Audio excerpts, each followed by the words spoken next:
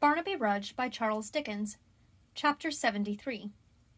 By this Friday night, for it was on Friday in the riot week that Emma and Dolly were rescued by the timely aid of Joe and Edward Chester, the disturbances were entirely quelled, and peace and order were restored to the affrighted city. True, after what had happened, it was impossible for any man to say how long this better state of things might last, or how suddenly new outrages, exceeding even those so lately witnessed, might burst forth and fill its streets with ruin and bloodshed. For this reason, those who had fled from the recent tumults still kept at a distance, and many families, hitherto unable to procure the means of flight, now availed themselves of the calm and withdrew into the country. The shops, too, from Tyburn to Whitechapel were still shut, and very little business was transacted in any of the places of great commercial resort. But, notwithstanding, and in spite of the melancholy forebodings of that numerous class of society who see with the greatest clearness into the darkest perspectives, the town remained profoundly quiet. The strong military force disposed in every advantageous quarter, and stationed at every commanding point, held the scattered fragments of the mob in check. The search after rioters was prosecuted with unrelenting vigor, and if there were any among them so desperate and reckless as to be inclined, after the terrible scenes they had beheld, to venture forth again, they were so daunted by these resolute measures that they quickly shrunk into their hiding-places, and had no thought but for their safety. In a word, the crowd was utterly routed. Upwards of 200 had been shot dead in the streets. 250 more were lying badly wounded in the hospitals, of whom 70 or 80 died within a short time afterwards. 100 were already in custody, and more were taken every hour. How many perished in the conflagrations, or by their own excesses, is unknown, but that numbers found a terrible grave in the hot ashes of the flames they had kindled, or crept into vaults and cellars to drink in secret, or to nurse their sores, and never saw the light again, is certain.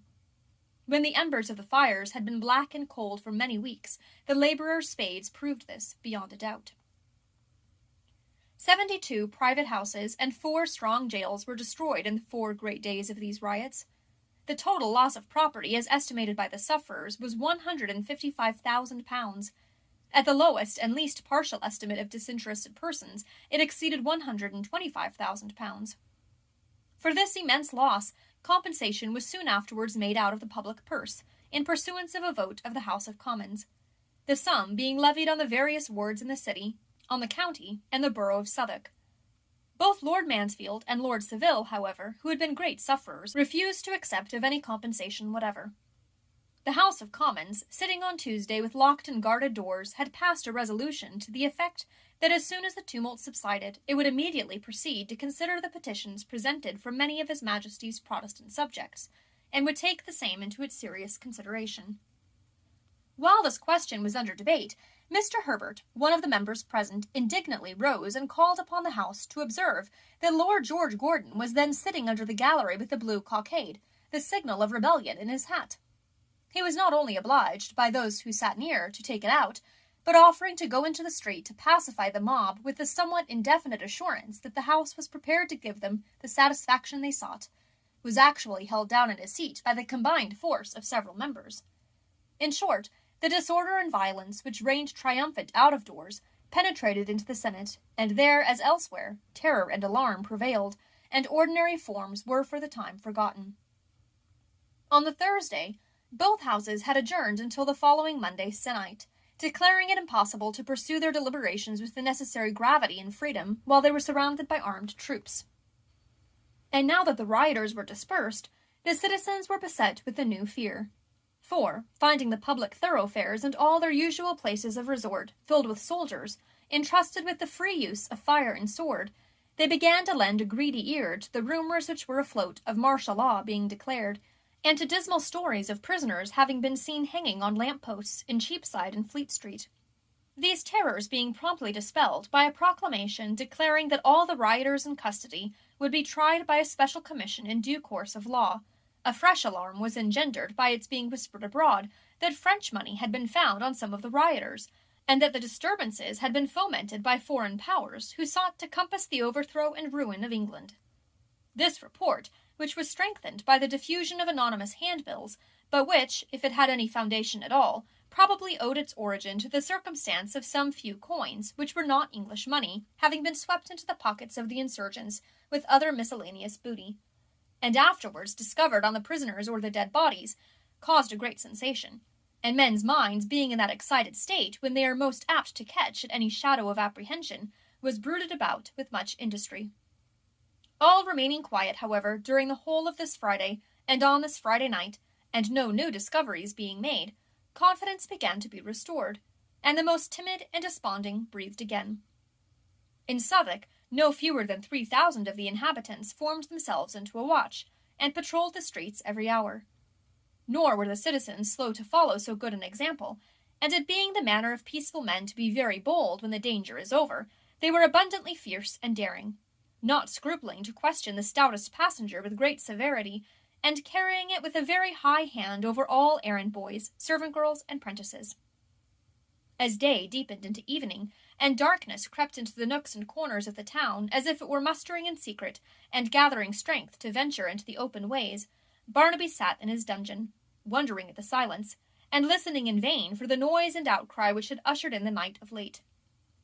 Beside him, with his hand in hers, sat one in whose companionship he felt at peace. She was worn and altered, full of grief and heavy-hearted, but the same to him. "Mother," he said after a long silence, "how long, how many days and nights, shall I be kept here?"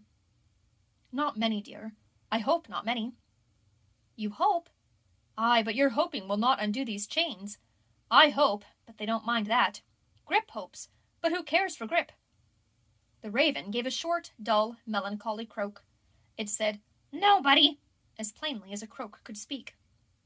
"Who cares for Grip, except you and me?" said Barnaby, smoothing the bird's rumpled feathers with his hand. "He never speaks in this place. He never says a word in jail. He sits and mopes all day in his dark corner, dozing sometimes, and sometimes looking at the light that creeps in through the bars, and shines in his bright eyes as if a spark from those great fires had fallen into the room and was burning yet. But who cares for Grip?" The raven croaked again, "Nobody." "And by the way," said Barnaby, withdrawing his hand from the bird and laying it upon his mother's arm, as he looked eagerly in her face, "if they kill me, they may, I heard it said they would, what will become of Grip when I am dead?" The sound of the word, or the current of his own thoughts, suggested to Grip his old phrase, "Never say die," but he stopped short in the middle of it, drew a dismal cork, and subsided into a faint croak, as if he lacked the heart to get through the shortest sentence. "Will they take his life as well as mine?" said Barnaby. "I wish they would.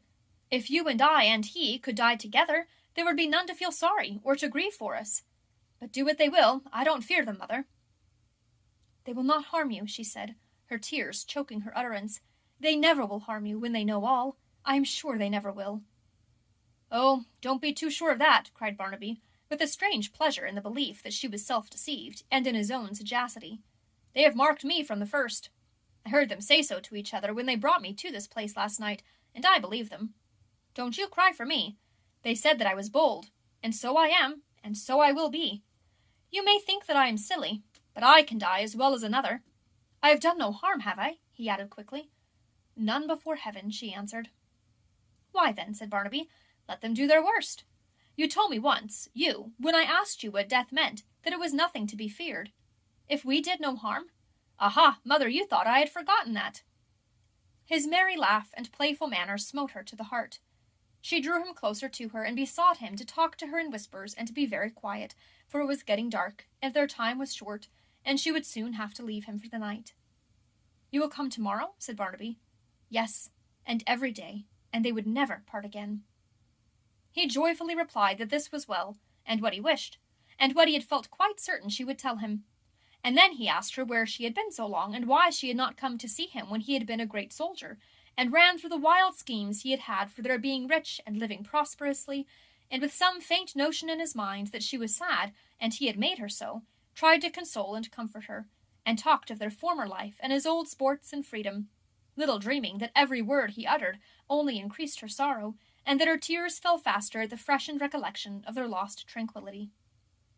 "Mother," said Barnaby, as they heard the man approaching to close the cells for the night, "when I spoke to you just now about my father, you cried, 'Hush,' and turned away your head.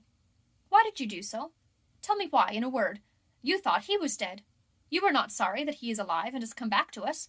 Where is he? Here?" Do not ask anyone where he is, or speak about him, she made answer. Why not? Said Barnaby. Because he is a stern man and talks roughly? Well, I don't like him or want to be with him by myself, but why not speak about him? Because I am sorry that he is alive, sorry that he has come back, and sorry that he and you have ever met. Because, dear Barnaby, the endeavour of my life has been to keep you two asunder. Father and son asunder? Why? He has, she whispered in his ear, he has shed blood. The time has come when you must know it. He has shed the blood of one who loved him well, and trusted him, and never did him wrong in word or deed. Barnaby recoiled in horror, and glancing at his stained wrist for an instant, wrapped it, shuddering, in his dress. But, she added hastily as the key turned in the lock, although we shun him, he is your father, dearest, and I am his wretched wife. They seek his life, and he will lose it. It must not be by our means. Nay, if we could win him back to penitence, we should be bound to love him yet. Do not seem to know him, except as one who fled with you from the jail, and if they question you about him, do not answer them. God be with you through the night, dear boy. God be with you. She tore herself away, and in a few seconds Barnaby was alone. He stood for a long time rooted to the spot, with his face hidden in his hands, then flung himself sobbing on his miserable bed. But the moon came slowly up in all her gentle glory, and the stars looked out, and through the small compass of the grated window, as though the narrow crevice of one good deed in a murky life of guilt, the face of heaven shone bright and merciful. He raised his head, gazed upward at the quiet sky, which seemed to smile upon the earth in sadness, as if the night, more thoughtful than the day, looked down in sorrow on the sufferings and evil deeds of men, and felt its peace sink deep into his heart. He, a poor idiot, caged in his narrow cell, was as much lifted up to God while gazing on the mild light as the freest and most favoured man in all the spacious city, and in his ill-remembered prayer, and in the fragment of the childish hymn with which he sung and crooned himself asleep, there breathed as true a spirit as ever studied homily expressed, or old cathedral arches echoed. As his mother crossed a yard on her way out, she saw, through a grated door which separated it from another court, her husband, walking round and round with his hands folded on his breast and his head hung down. She asked the man who conducted her if she might speak a word with this prisoner.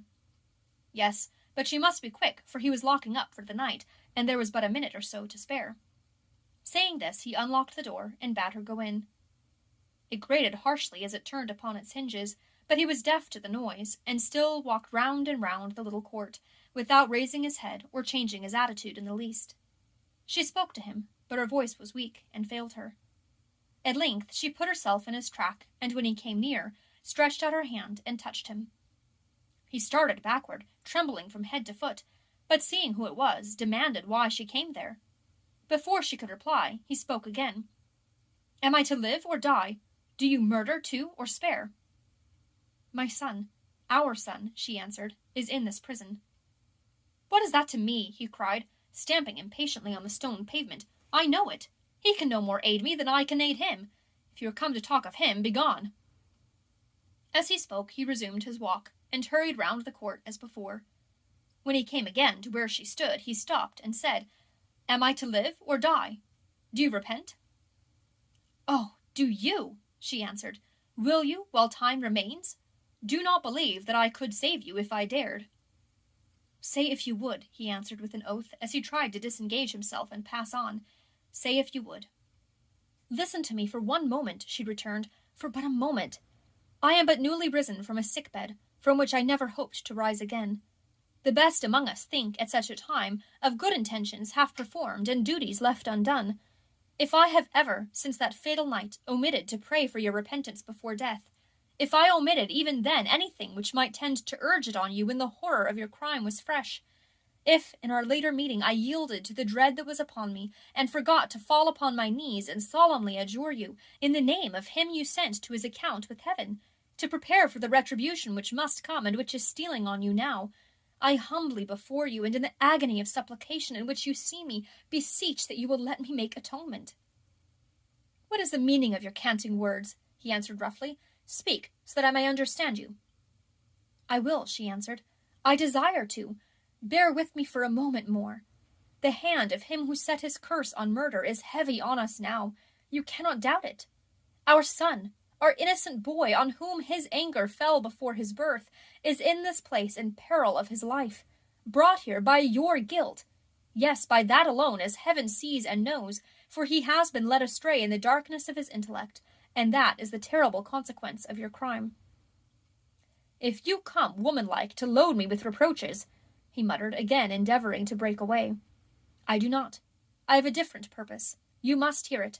If not tonight, tomorrow. If not tomorrow, at another time. You must hear it. Husband, escape is hopeless.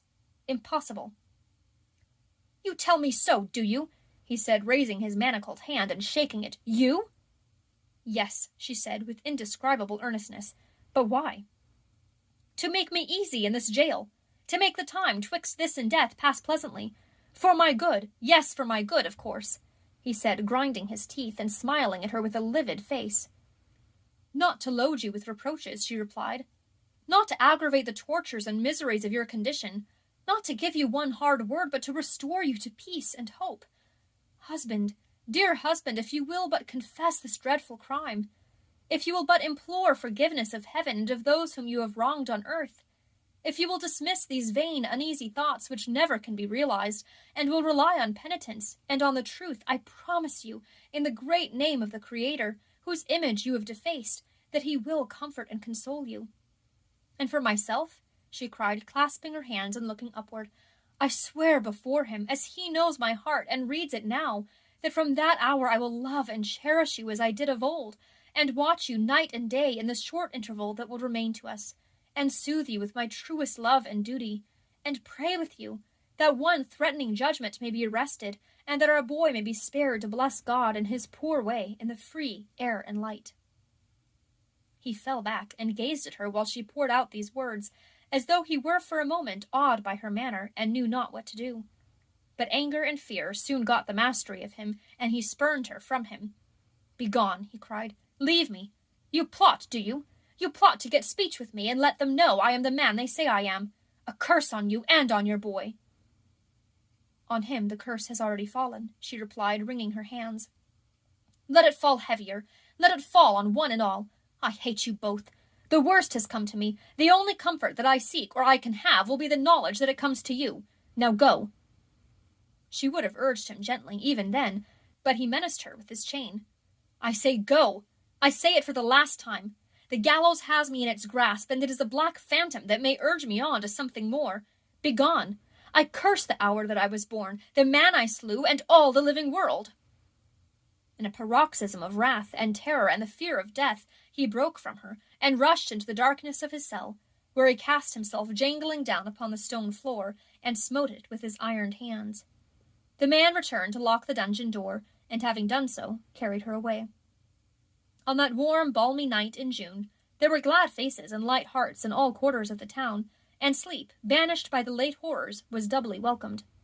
On that night, families made merry in their houses, and greeted each other on the common danger they had escaped, and those who had been denounced ventured into the streets, and they who had been plundered got good shelter.